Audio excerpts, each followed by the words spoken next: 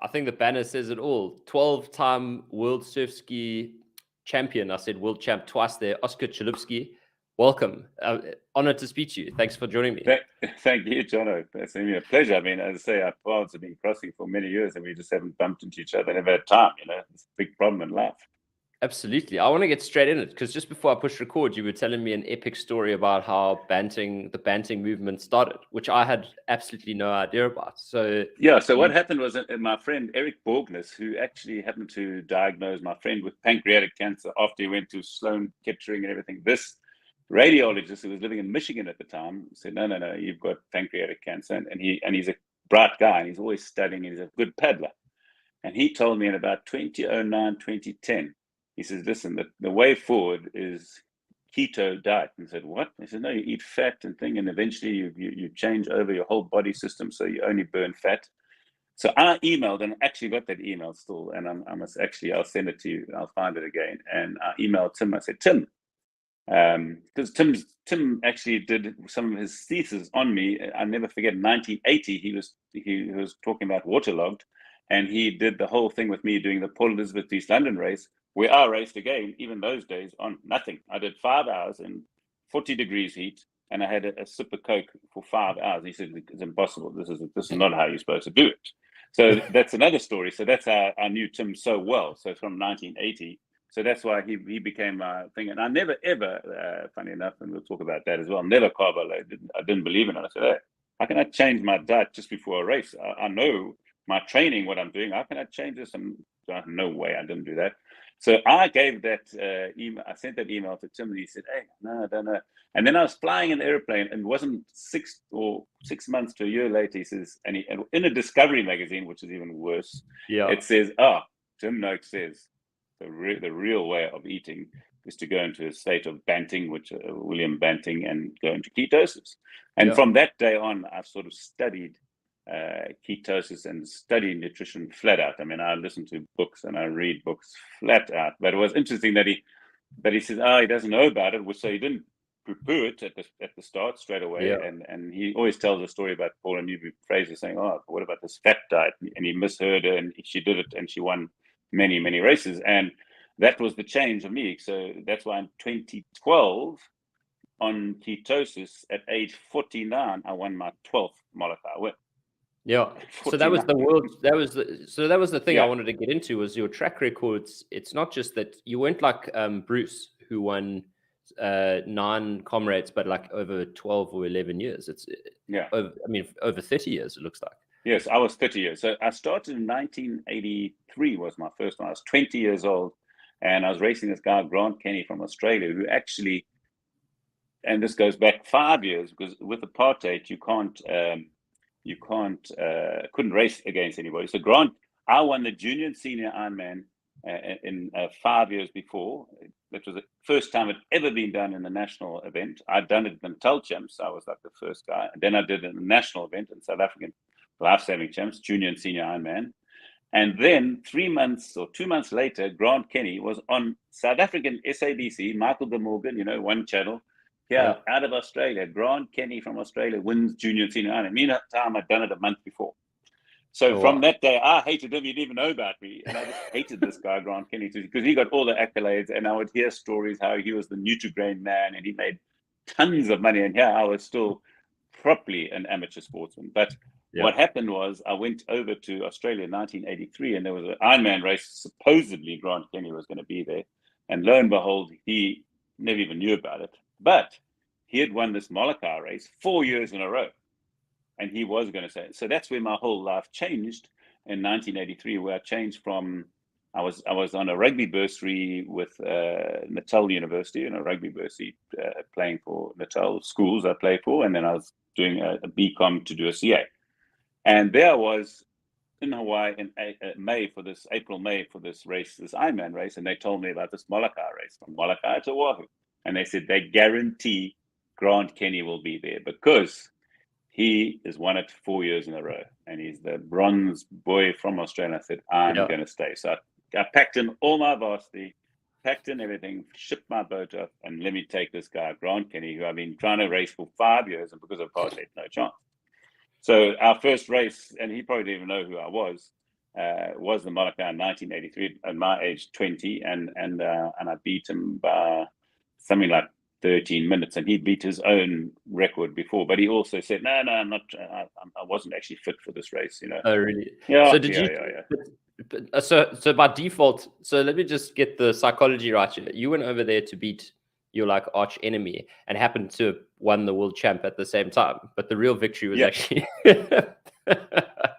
beating Grant. The real victory was you get racing against Grant Kenny in the Molokai. So that was the first, and then he came back a few times and never beat. So I won seven years in a row this race. So it's between the island of Molokai, which is a leper colony, ex-leper colony, and Oahu, where Waikiki and Honolulu is. And the thing is, it's about a 50-kilometer, and normally downwind, so the trade winds blow, so you've got to surf and be very knowledgeable. And the last 2 kilometers straight into the wind, because you turn around the corner at Portlock Point, come past China Wall, and you go into this wind. So the funny thing is that for 7 years, I won it comfortably every single year, 7 years in a row, like Bruce, So I won it 7 years in a row. So from 9, and then they banned me again. I said, no, you've been training in South Africa, you got a German passport, sorry, you can't race. So that's what happened to me. So I won it 7 years in a row, and they banned me at sort of my peak. And no matter the guys flew over there and tried to do anything, they said, no, we can't have this, you can't race. So in spite of that, you still racked up a few more. But then what kept you training? Like, so tell me, when you in 2012, you were 49, is that right? Or 59? Yeah, 49. Sorry. 49. So I can't delete because it's live, so I'm sorry about that. But so then at 49, you won the world champ. Like, was there a large window, or did you? How did that happen? So what happens? I won 7 in a row. Then I took up golf. I wanted to take on Ernie and Tiger. I thought it's an easy sport, and I came this close to become a pro. So for a whole year, I went from 24 to scratch for the whole year, just practicing at least 5 hours a day, and on weekends 18 hours a day, a Saturday and a Sunday. So you have to put some time in. So I did that, and then I came back and I won, and so slowly built it up. But in 2012, now I had changed to keto, because always Molokai became my race, my go-to race, and I would let myself go and put on 20 kilos, no problem, 25 kilos, no problem. And then once I said, okay, 1st of January, and then normally the Molokai is in May, I'd start working on dropping the 25 kilograms and getting very fit for that race. So it's a 29-year window period from my first to the one where I won it at age 49. And so you do what? So is that because you quit golf? So you decided so I stopped golf. So the reason why I stopped golf, now listen to this story. That's another funny story. So understand, I actually gave up in 1986. I went and stayed in Germany to make the German national team for kayaking, because South Africa wasn't in the Olympics. So, and then I didn't really enjoy it. It was really tough. I was by myself, staying in the clubhouse in Munich, in the Munich Olympic stadium where they paddle. A great place, but it was really tough by yourself, living on like 1 Deutschmark a day. So budget was big, very nice. So and I sort of wanted to go to the Olympics, but I thought, and it wasn't a be all end all. Then I ended up making the German marathon team, and I was very close to make the German national team, but I'd have to spend a little bit more time. And then what happened so that was 1990, when Nelson Mandela was released. A guy, Pierre Stradum from Joburg, phoned me, and he had the big development program for black paddlers in Johannesburg. He says, Oscar, we're going to the Olympics. So that was my dream. In fact, my father gave up his South African passport in 1968 to race for South Africa, and gave his German passport, which he still can't get back, to race for South Africa in the Olympics, and they never went. So he's snookered, he still is. So I had this opportunity. So I told Pierre, don't worry, I'll make the team. And he said, what do you know? You're not really a sprinter. I said, believe in me, I'll make the team. And then obviously in 1992, Barcelona, I also happened to be sort of they don't have a captain, but I was the sort of the leader and the athletes representative for the whole team. So Zola Buzz was there with me, Alana Mayer, Wayne Ferreira, to mention a few of the stars. Yeah. So as I say, I was sort of the most I'd won a lot of things by then already. Yeah. As I say, 92, I'd already won many Molokai and been around the world, racing all over the world, and with fairly good success. And so the Olympics was on my radar, and I went completely flat out for it, and didn't achieve nearly what I would have liked. I mean, I don't make teams. You see, I'm very different to most people. I don't make teams to say I've got a Springbok player. I make teams to go and win national events, and that's been my whole life, So, and I was very disappointed not getting any medals. And again, you have to see that we only were told like a year and a half before most people are doing it. As I say, Grant Kenny, that same guy that I raced in Hawaii, he got a bronze medal. He went to junior worlds. We were completely isolated, and we couldn't race. So it was, as I say, one of those things you can't cry over spilled milk. There's nothing I could have done unless the whole family had moved to Germany. And again, I mean, I had really good results in Germany. I would have been close to the national team, and if I'd stuck it out, but it was tough. I mean, and again, West Germany was one of the best country paddling nations, and they still are in the world. So but now it looks like So it is a 30-year stretch. I mean, it's ridiculous. I don't know anyone else. I can't think of any. I'm sure you know of people who are 49 still winning. I know like Tony Hawk, maybe the skateboarder, and Kelly Slater. I think they're still like at it. Yeah. But I think that I don't know if surfing is as hardcore on the body, because you kind of just get out there and shunt onto a wave, and then Tony Hawk's relying on gravity. It's a hard knock on the body over those years. What did you do? Like, how do you think your body was still able to do that at 50? Yeah, so I think, and again, this is always, everybody's looking at the longevity and life and working out how to go longer and stronger and faster. The first thing I think is that I concentrate on technique much more than anybody else. I mean, I spend much more time on technique because I know my muscles and my strength is not like I was when I was 22 or 21, where I was completely bomb-proof. I didn't think I could lose against anybody. I don't care who they were. And then as you get older, you've got to either, and I'm one of those people that I'm always experimenting. That's why I took to keto. That's why I did the Robert Haas diet. I did the Atkins diet. I did everything because I wanted to see what your body did. And the one thing I said, in 92 had already started, I said, no way, I'm not going to go with it. I mean, look where my results. The guy, Clint Robinson from Australia, won the gold medal, and he was 18 years old. And funny enough, in 2012, he came second behind me. So he's like 10 or 12 years younger. He came second behind me by 14 seconds, and a 49-year-old beat him. So at 18, he kicked my butt. But again, 6 months later, I raced him in Hawaii in 92, and I beat him by comfortably. And I said, listen, the only way from now on, I'm going to train myself. I'm going to work out how to make myself faster without bulking up and going to gym all day and trying to be a superhuman. I want to do it with the brains and not the brawn. And that's what helped me. And again, I always had goals in my life, and I always kept a sort of semi-balance in life. If you know lots of my friends, it's maybe unbalanced when it comes to having food and drink and partying, So that's one thing I'm good at. Well, I don't know, like, I've looked at all the different tennis players, and they all have these different regimes. And Roger Federer has been pretty cool he's been pretty open about saying like he's not like Djokovic. He's like plant-based and gluten-free and whatever. And the Fed said, I don't say no to anything. Drink a little champagne. And although it sounds like you might have jawed a little harder than Roger. A lot harder. I promise you a lot. I mean, I'm not proud to say I can easily before a race, the boys tempt me, and I'll have a few too many, so that I can even just about pass out. I can't remember anything and race the next day and clean the guys up. It's like ridiculous. That's how much proper drinking, not amateur. I do everything I do is at 100% maximum power. You have to win.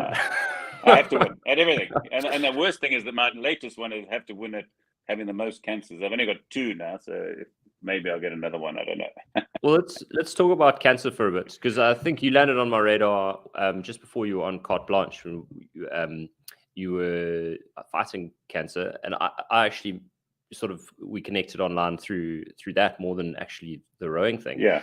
And what was that like from being so able-bodied and then getting that diagnosis? Or how was that experience? Well, I mean, the experience was very strange. I mean, there I was in pain, proper pain, and you can see as an athlete, we know about pain, and I know I've got a fairly hard pain threshold. Racing, I'll push myself to the limit and just about die. So I know in the 2012 at 49 when I finished, I was hyperventilating. I'm sure if I'd fallen in the water, I would have gone straight to the bottom, and it's not deep enough to find me. I would have drowned, because that's how far I pushed my body. So I had this pain for a year and a half, and I thought, oh, this pain is proper. This is no way. Then I raced in Australia, and I said no. And I had all the Australian guys that saying, no, they're giving me this old theory. No, you've got a pinched nerve, and when you sleep, that's why you can't sleep, and that's why I couldn't sit. I couldn't sit for 5 minutes, so I used to have to go in and stand up, driving a car in a highway. Sorry, guys, I've got to stand up, and it's just 1 or 2 minutes. Whatever happened, relaxed, got in, could drive another 5 minutes. I could do no long trips, and I had to fly. Then I did my last race, the Shaw and Partners Doctor race, which was on the 24th of November. And I flew straight back, and I told my physiotherapist, listen, I need an MRI. But this time they had did an MRI too low on my spine. I said, no, it's higher up. Do an MRI. And in that MRI, and you all know you have to lie there very still, and you got this little, I thought, what is this little squeezing thing to stop? And I had to push that thing 3 or 4 times. And then they put a drip into you to make sure they get it all right. So that took me ages. It took me 3 or 4 attempts to get the MRI done. Wow. And then on the 25th of November, there I'm sitting, and it's the day before my wife's 60th. And I'd organized a surprise dinner and stay over at the fancy hotel called Dora Valley Six Sense, which is like seriously fancy. So I'm sitting there, and I talk to Eric Borgness because he's a radiologist. I sent him, he says, Oscar, no, this is not good because this is a secondary cancer. We got to find the primary cancer, and obviously it's spread because of the secondary cancer. And there's a big tumor pushing onto your spine, straight onto your spine, and that's why you got the pain all the time. I thought, thank goodness now I know what the pain's all about. But yeah, having said that, I had cancer. Obviously, my wife she was very upset. She didn't dig that. Yeah. And it was, and then she said, no. And then she was obviously crying a lot. And then saying, no, we can't do the 60th. And I said, listen, look at me. Yes, I've got a bit of pain, but I'm strong. I'm everything. How can this be? It can't be. It can't be right. And then Eric said, well, how long you got? Oh, no, you should have 4 to 6 months, So I said, gee, that's perfect. And I told her, I said, listen, I've done so much already in my, at the time, 56 years. I mean, I'm not worried. At least we got 4 to 6 months. That sounds all right. Left to live. Yeah, left to live. And the funny thing is, I said, I'm going back to South Africa on the 12th or 14th of December. Is that all right? He said, no. He says, get to South Africa quicker and be around your family for this thing. So I went to that 60th birthday party. And again, like I'm sitting here today, I don't believe that this cancer can kill me that quickly, because when I came to South Africa, I saw Professor Dunn, and he was going to cut out, because I had the spinal thing pushing on my spine. He said, okay, I'm going to do a biopsy. So he couldn't go on because it was inside the spinal cord and eaten away in my vertebra, eaten away through some of the bone. So that was very weak. And and funny enough, when I felt better when I was doing exercise and everything, he said, that's the worst thing. You could have been paralyzed. So I was lucky there as well. And then just before he was going to I was going into the operating theatre. A guy called Greg Simons works at Chalupsky private hospital there. He said, no, I think I've got it. I think you've got bone marrow cancer. I said, oh, gee, that's a relief. So when do I start padding? Next week? How does it work? He said, no, takes a long time. And then you start reading up about it. So most people, bone marrow cancer or multiple myeloma, you last about 5 years, they say. So, but again, there's a lot of new medicines out there, and the first thing you do is you go for 6 months of chemo, which is, and again, the people couldn't believe it about the chemo. I mean, I would have my chemo and then I'd fast before it, and then I'd finish my chemo and then have at least 2 bottles of wine and some very healthy keto snacks. And other people in the hospital. I mean, the one guy and the one wife phoned me, my friend, my husband, he got that first chemo and it put him in hospital, right? Listen to this, put him in hospital because it was so bad, he couldn't take it. And then he tripped over his drip and he broke his spine. Oh, he fractured his spine in 6 places because your bone's compromised. I said, and I thought to myself, what a turkey, how can you trip over your drip? And until I went there, and then you've got these drips and you walk around with these drips hanging out to you 24/7. So now I can see why you can trip over it. But I met him, can you believe, I met him a year later on a yacht, and he said, no, I didn't break my spine in 6 places, 12 places.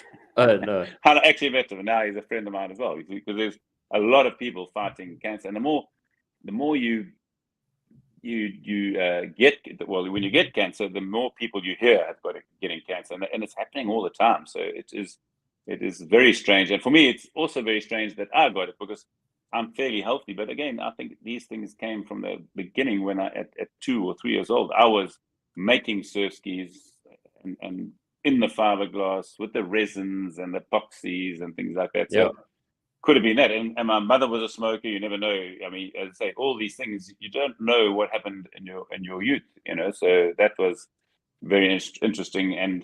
But at no stage when I was getting the chemo, the hardest part was having a transplant. I mean, that was quite intense. I mean, and I was doing it through COVID. So you can imagine through COVID, no visitors. Yeah, no visitors. I was sitting there, and I remember we chatting. I was staying at Murdoch Valley in Simonstown. Remember there in Murdoch Valley in my mate's nice house, and it was incredible how tough that transplant was, because they don't tell you. Because let me tell you, I spoke to another guy. Said, they say I must have another transplant. He says, no, he's not going to do it. No. Really? Because so you get ready to have the transplant, then you have the harvesting of your stem cells, which you lie like this, and you think that's easy, but for 6.5 hours, it's not easy. Believe me, you don't move. You're awake. You need a wee, and then what do you do? You're awake, yeah. And they got a tube coming out of this vein and this vein, and it just goes around through a central figure. They rotate your blood 8 times in 6.5 hours to get these little stem cells out, so your bone marrow out.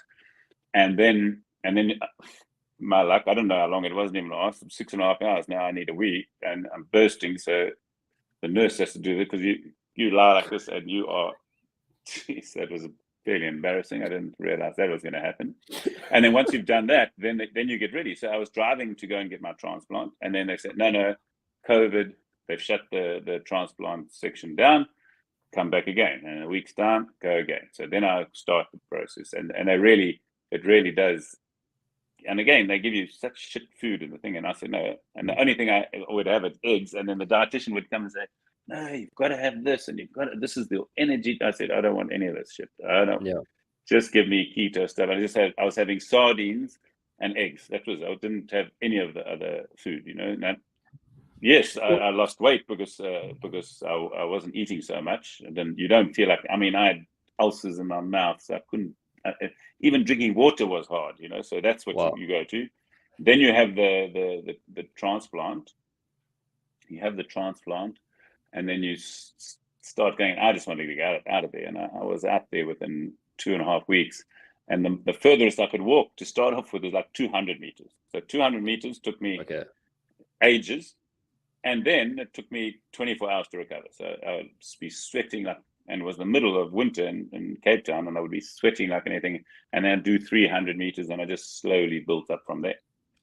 So so where are you now in the process? Are you in the clear or? No, there's no clear for this one, because there's no cure for my kind of cancer, bone marrow cancer, and the worst thing about my bone marrow cancer, that's why I've got all these scars in my head, is that it weakens your immune system. So that's why I've got skin cancer now. So I got a squamous carcinomas that keep on growing. I have to cut them out, and I had a skin transplant as well. So things are strange, but it didn't really worry me. So what I have is 3 months of a drug injection, chemo injection called Velcade. I have that for 2 weeks, and then I have 3 weeks off. And again, it doesn't really affect me. The only problem is it doesn't let you sleep well. That's the only sort of downside. So, but I'm on a 2-year cycle, and after 2 years they'll see. So, and again, I'm fairly strong after that as well. I normally don't have any problems. I mean, and again, every time I have it, it's sort of a slightly different reaction, you know. But you go in RPO here in Portugal, and it's a cancer hospital, just cancer, which is as big as Crotus here, and it's just cancer, Porto. And you sit there, and when you go to the waiting room for chemo, there's at least 60 to 100 people waiting to go for chemo. So it's unbelievable. I mean, you go to the floor, geez, just all these people with no hair and fighting the fight, you know. So now you're on the. I assume you're trying to stay as healthy as possible. What does healthy look like for you? What is your like health philosophy? Yeah, my whole philosophy, I'm very much into keto and fasting, and I do long fasts. I mean, I'll easily do 3 or 4 days, no problem. As I tell people, I'm never hungry. The person that normally instigates the eating would be my wife. She says, no, I'm getting bored. I want to go and eat. I mean, when I fast, I do it very, very strictly. I only have black coffee, espresso in the morning, water, and nothing else. Not nothing. But I feel nothing, and sometimes I train 2 or 3 times a day. So when I was in South Africa, I wasn't allowed to do any training because I had this skin graft. So I sort of just said, okay, well, you're on holiday. And I still, I'm in the OMAD thing. Even now, even at full blown, even when I was doing in South Africa, when I wasn't really watching what I ate too much, because at the end of the day, you get invited to breakfast, you don't have to sit there and eat nothing. So I'd have breakfast, and then somebody invites you to lunch, and then lunch. And so sometimes I'd have 3 meals a day, but I'm always getting invited out at least once a day. So I was still eating once a day, but drinking too much beer, which beer doesn't agree with me, especially if you're insulin resistant. So then I put on 15 kilograms in the 2 months. 15. That's quite impressive. Yeah, so I can, as I say, I drink and eat for the 18 when I eat. But even if I do 1 meal a day, I went to Israel for 10 days, 11 days, and they couldn't believe it, my drinking and my eating, because I eat nothing all day. And I was teaching for 9 hours, 3-hour sessions, teaching for 9 hours, have nothing. But again, come on, have a beer with us. Okay, I'll have one. That's my beer. And then go to dinner and have 2 or 3 beers, and then have 2 bottles of wine, you know. In fact, the one was a special. They said 2 for 1. So she had 2 beers, and I had 2 bottles of wine on my own. So that's proper drinking, you know. So not Mickey Mouse drinking. But now, when I'm back home in Porto, so I eat nothing, and I've found out and worked out that lunch is the best thing to have. Lunch definitely gives you that time to have lunch, and then it gives you time, and then in the evening, so the 1 meal a day would go to lunch. But again, like tonight, perfect example, we will go and have sushi. So I always have wine with my meals. Maybe too much wine, is definitely a problem. But my day normally starts, I cycle 3 times a week. So I cycle in the mornings, like 20, 25 kilometers. So I cycle, have an espresso and a sparkling water maybe, and cycle back on the beach at 6. Then I've got 8 o'clock every day. I do 1 to 2 kilometers swimming, not fast because I'm just building up. And then I do CrossFit 3 times a week. I do Monday, Wednesdays, and Fridays. And then every evening I paddle. So, and the paddles can be between 10 and 40 kilometers, depends on the wind. If the wind's blowing hard, I like to do 20 to 40 kilometers, but I haven't built up to 40 yet, but now I do 20, 22. And again, I'll do all that on no food. Is there, I mean, that's quite I just try to imagine how I would even plan the meals around the exercise, but I imagine you have a system in place. But tell me about CrossFit and bone marrow cancer, because is it beneficial to do resistance training to strengthen your bones, or? Yeah, because what happens when I was having my chemo, they give you a bone strengthening thing, and I don't even know. Again, I'm very naive with that. I'll just go and say, listen, doctors know better than me. I'm not going to try and second guess them. I'll if it's something I don't agree with, then I'll go and research it a bit. But they gave me this bone strengthening, and when they do a bone marrow biopsy, so you lie on your stomach and they do a hand drill, and they just drill into the back of till they get into the bone marrow. And the guy, every time, he was sweating to try and get through my bone. He says, "Yep, your bones are strong." So you can imagine he just screws it in, gets the bone marrow out, and says, "Oh yeah, your cancer is in the bone marrow. We can see that." And I have bone marrow biopsies every 6 months, and it's still at bay. You've got a Kappa light chains, and the funny thing is, again, this is how naive I was. When I got the bone, I was sitting in a conference, a multiple myeloma conference, bone marrow conference, and I was listening to a guy, Stuart Lowe. His wife wrote a book called "Get Me to 21." Gabby Lowe. He's also got multiple myeloma. So now he's sitting there explaining how his Kappa light chains were 302. So I thought, okay, I actually know about this Kappa light chain. So I look at the photograph of the graph of mine. Mine's at 1,300, and mine's gone down like this, and it's still on 300 or 400. I said, "Gee whiz, I didn't realize how bad I was." And I was that's how naive. I said, "Okay, well, this is what I have, So I think my bones are strong, and the big thing is I think you have to strengthen your muscles. And as I'm 59, so, and I still like to race. In fact, I raced last year in September, a big race in Brazil, of all places, in a place called Fortaleza, where the wind blows. And there were about 350 entrants, and it was over 4 days. And the distance, the first day is 18 and 32, 32 and 50 kilometers, all in a row. And I managed to win that, beat the next guy and I was 58 at the time. He was 28. And with cancer. Yeah, and I just had chemo 2 weeks before. But I was fit. You see, I definitely know the fitter you are to handle the chemo, the better you are. Like this time was the worst that it affected me. I mean, it didn't affect me much, but I wasn't strong. My stomach wasn't as good as before, because they always come when they're doing my chemo, give me this anti-nausea pill and a whole bunch of anti-nausea. I said, "Listen, throw those away. I'll never take them." I never took them in chemo when I had the 2.5 hours of drips in me. I didn't take it. I'm never going to take it. And I still don't take it because I always fast before my cancer and my chemo, and I still do it. But now I can see that I was a bit unfit because I did no exercise for 2 months, which is very unlike me, because I just wasn't allowed to, because I had this patch they took from my stomach to put on my head, and they said, "No, you can do nothing." So I did nothing. I followed their advice. So maybe next time I'll go to the South African doctor, old Dr. Willem Erasmus. He's the local plastic surgeon. He's a paddler, and he says, "No, Oscar, we'll get you paddling within a week." I said, "Okay, I'm coming to you next time." Yeah, so because I'm sure it's going to reoccur again. Because as I say, I've studied so much about the cancers and so much about the keto method, and most cancers are metabolic, most of them. Yeah. And the worst thing about multiple myeloma is not metabolic. It's one of the only ones. So I can't do anything really, but I can just keep my body strong to fight everything else, Well, exactly. I mean, it's not. I mean, look, that's punching way above my weight. In fact, even on the metabolic side, I'm nowhere with that. But it does sound like it must be quite frustrating, though. I mean, I'm keen to hear about the attitude that winning. That I call it the winning gene, where someone it's definitely a mental thing. So where you just wake up in the morning and you have to win. And I'm curious, where do you think that comes from, and what do you think keeps it alive for so long?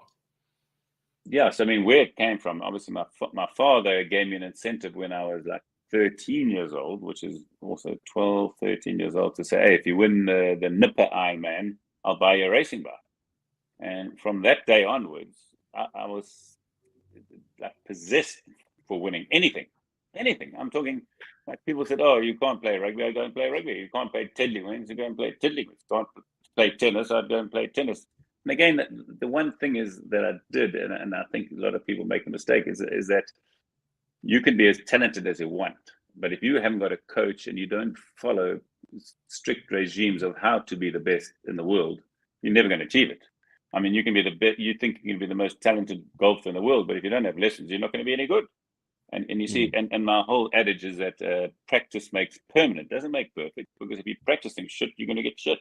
So that's the whole thing. So And it is funny that I've sort of molded my life around winning races. So I picked them. So number one, I've got the goal, write them down and work it out, because I've never been a real professional sportsman ever. Because can you imagine if I was that and you wake up and you play golf and do that, you just play golf and play golf. I've always had to work. I mean, I started many companies and I had to, because there's no way the lifestyle that I want, which is champagne taste with beer money, you can get from professional paddling. So I was always working, and I always had good jobs, and I was always on the and everything. That's the funny thing. I was in insurance, and I was one of the top insurance people. Then I was in PPS, Professional Province Society, and I was the top salesman in that. And there was no commission at that time. So I always worked out ways how to be the best at everything I was. And it wasn't just my own belief. It was that I knew that you needed help to do anything properly. And whether it was technique, and then I'd listen to tapes, and I'd read.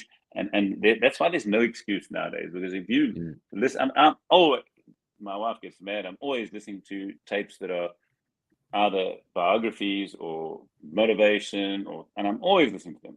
Not that I need any motivation, but I just see, okay, let's see if there's anything that I can learn from this guy. So who's some of the guys you've really benefited from? Well, it's funny, in my sales department, in the sales, I followed a guy called Tom Hopkins, who wrote these things, and he must be 80 in the shade, and this is, as I say, and again, but everything still works for today. Tom Hopkins, it was in the tapes, it were like 30 tapes, and I've listened to him 100 times. My kids have had to listen to it, and it's called How to Master the Art of Selling Anything, because he says that, and one of his quotes is this: "You're never born a salesman. You're never born a surgeon.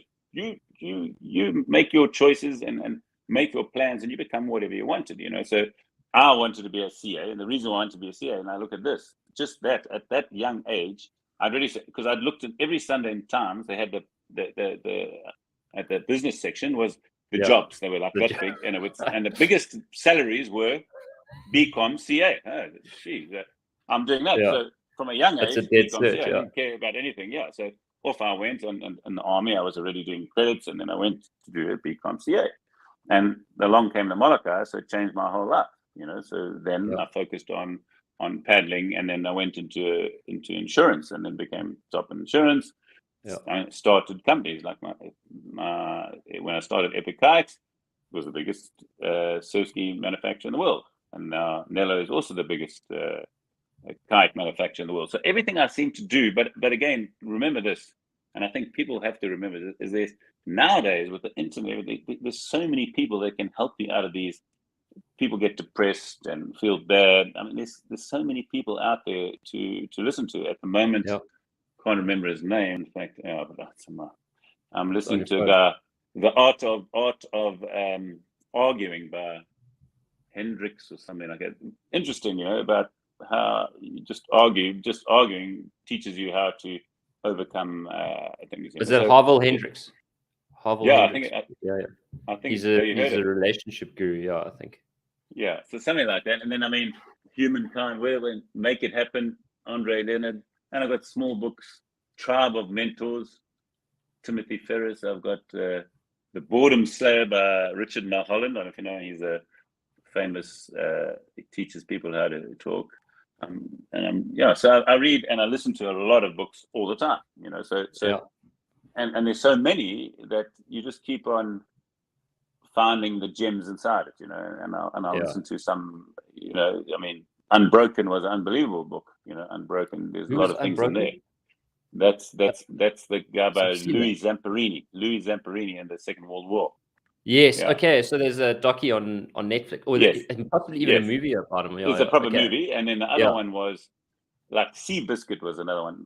They was both written by the same author, and I've forgotten her name. But interesting books. And then I just finished for the second time Born to Run. I don't know if you read that book. So another great book. But again, what I like is and that's what really makes me cross, is when I hear vegetarianism and veganism, and I say, okay, well, just read Shackleton's book. If Shackleton had to be a vegetarian, he would have never done what he did, because he never ate vegetables for nearly 2 years. He never had one, And I said, hey, how could you have lived? Nobody would have lived if you're a vegetarian, because they were eating whale blubber. And to this day, nobody's been able to do what Shackleton did. And again, this is nothing to do with nutrition, but it just happened to be in the book. Survival. Survival. But I mean, Edmondson, didn't he eat his dogs?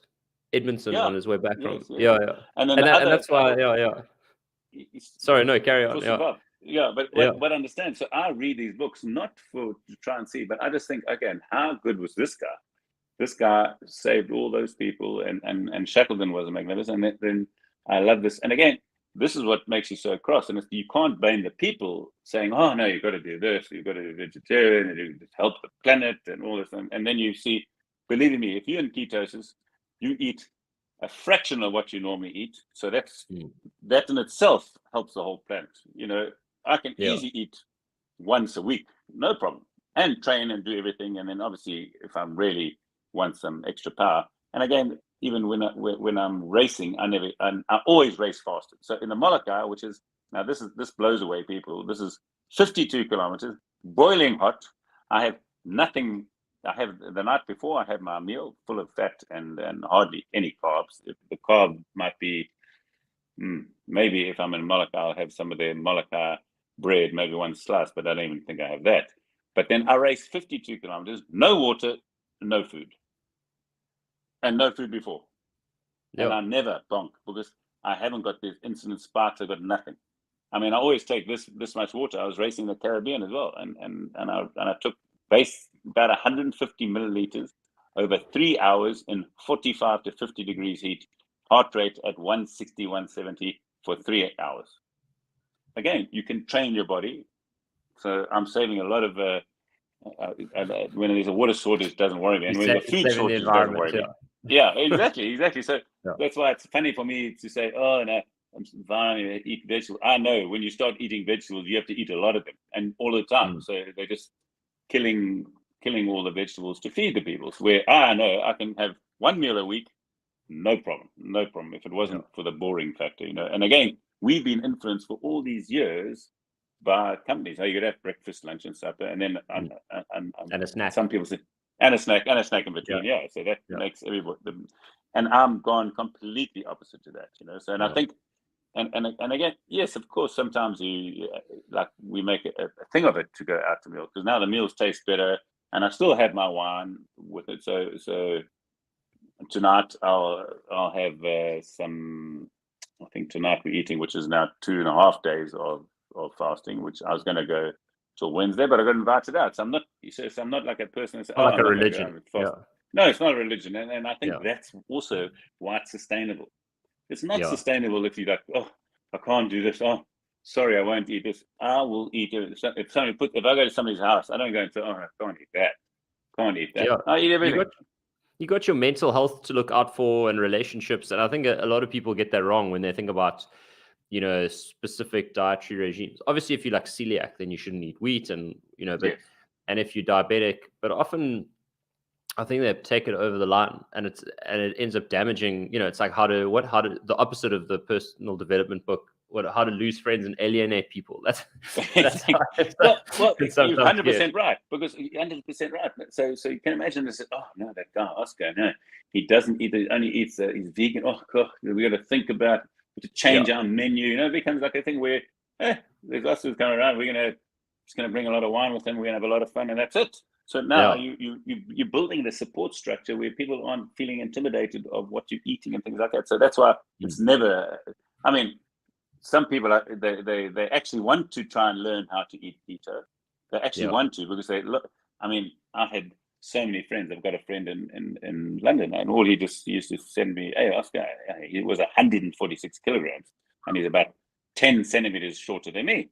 And I said, no, this is how you start. And then I started him off, and within 3 months, he was 30 kilograms down. So that's fantastic. And again, I tell people to educate yourself with the right information. And that's the biggest problem that we got. Johnny, you probably got the same thing. People say, oh, no. Orange juice is the most healthiest thing. I said, what? That is the most unhealthiest thing. I mean, honestly, it's just it's pure like sugar. Coca-Cola. It's not even, exactly. And it's amazing. In fact, do you know that Coca-Cola has reduced they're on like a global drive to, I don't want to sound like I'm endorsing them, but they're on a global drive to reduce their sugar. So it used to be 11, in South Africa at least, it used to be 11 grams of sugar per 100 mils. And orange juice is that. And now Coca-Cola is 8 grams of sugar per 100 mils. So now orange juice is actually worse for you than Coca-Cola. Yeah. So if you're giving your child orange juice as the healthy option, you're better off giving them a Coke, unless the caffeine, obviously, because there is caffeine. But terrifying. So I got a last question, really, and then I'll let you go. But you talk a lot about your health and your fitness. Is there anything that you do to manage mental health? Yeah, that's always, everybody talks about it, and I think the mental health side comes from a few factors. Because if you're healthy, straight away you feel like you go out there and you feel good. And then if you're healthy, then normally you look good. Because if you look down and you see a big book and you think, gee, how am I going to get rid of this? It straight away puts you in the back foot. Like when I came back from South Africa after 2 months of that, I looked down and gee, this has got to go. And obviously you've got to either just, and you don't put it off. So that's where the mental attitude comes in, where you say, listen, there's no way I want to be it this way. This is going. Set yourself some goals and tell people about it, because they're going to help you. That's the funny thing, is with social media, everybody's going to help you. Say, hey, well done. And that's what you need. Everybody needs a cheerleader or somebody cheering you on, because it helps you. Believe in me, I can tell you right now, when you're in the depths of running a marathon and somebody says, just go, it's like, that lifts you up. So you want that support structure, and don't close it up, which I don't. So that's why it was a big shock. Like my first, when those spinal photographs of the tumor on my spine was showing, he said, how can you show that? That looks terrible. I said, if you don't tell the people, you'll never find out what other people are experiencing. And that's why I've made it really public and really trying to help people. And I get so many really messages from all over the world saying, oh, you're helping me so much. This is really, and again, that's what I'm saying, is that surround yourself with people through social media, in books and everything, to keep your mental. And if you are feeling down, put on and do it yourself. Put on a motivational talk, or listen to Shackleton, or listen to what these guys went through to overcome it. It'll make you feel better. And if it's making you feel better, you'll be able to achieve your goals. Because if there's no goals, it's the old stories that tomorrow I'm going to start my diet. And tomorrow, and the 1st of January, I'm going to start. Meantime, it's the 25th of February, like next year, you're going to start. And that's the whole thing, is that you've got to see it and have a support base. I mean, like, I'm an individual sport, but believe me, it's teamwork. Your wife, your family, and all your supporters. And I think, and that's why you're doing a good job for all the people out there to say, hey, you've got to get in the straight and narrow, because you don't understand how much better you feel if you're healthy. And healthy comes eating right, exercising, sleeping right, and having and again, the biggest thing is having a good family time and good family and friends, because the friends also support you, because they know, Oscar's into keto and we all want to do keto, but we don't really. And he says, well, this is a good excuse for my wife to learn how to do keto. And you go to places, can you believe it? Full keto, and they loving it just as much as me, because once you've had a few wines, 1 or 2 too many,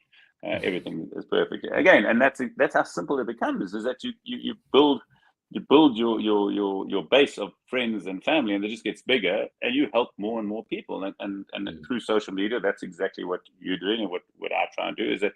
And through cancer, when they ask me, how's your transplant going? What do you expect? What do you do? You just share your knowledge. I mean, that's how I learned most of my stuff about my cancer, is from social media and friends chatting, always wanting to help. Yeah, amazing. So before you go, I wanted to say, just so awesome chatting to you, and an amazing story. I'd love to hear more about it sometime. Maybe we can do a follow-up. We can do a follow-up. But then we'll have to have some structure. We'll have to do a follow-up podcast with some structure, with some answers, But so just, can you give us your Twitter handle so that people can follow you? Because I even saw this. I'm the easiest, because there's not too many Oscar Chalupskys around. Oscar Chalupsky in Instagram, LinkedIn, Twitter, Facebook, and now I'm actually on TikTok as well, helping a few young people out there. So it's funny. The one thing I was walking up, and Portugal is the biggest problem that I see. Portugal is all the children like 20-year-olds are smoking, and I say. The one time I was sitting in this restaurant just down the road from me, because I walked to all the restaurants, and on the box it said, "Smoking kills you" in Portuguese. Yeah. So I took the box from this young guy. I said, "What does that mean?" And he said, "Oh no, smoking kills you." I said, "But you educated. What does it mean to you?" And he looked at me. So what? And he was quite a nice guy. And then he just pulled out and had another one. I said, "It's just education. Surely you realize this is bad for you." And that's the funny thing, is that you've got these life decisions and you've got to read the right stuff. And if you don't even read this kind of things, what are the chances? Sure. Yeah. It is amazing. Well, it's been amazing chatting to you, Oscar. Thanks very much. And yeah, so anyone who wants to follow Oscar, hit Oscar Chalupsky or at Oscar Chalupsky on Instagram, Facebook, Twitter, and now TikTok. And I hope there are a few songs on your TikTok profile. So thanks very much. I'm singing. We'll catch you again soon. Thanks, Oscar. Okay, Jonah, thanks a million, man.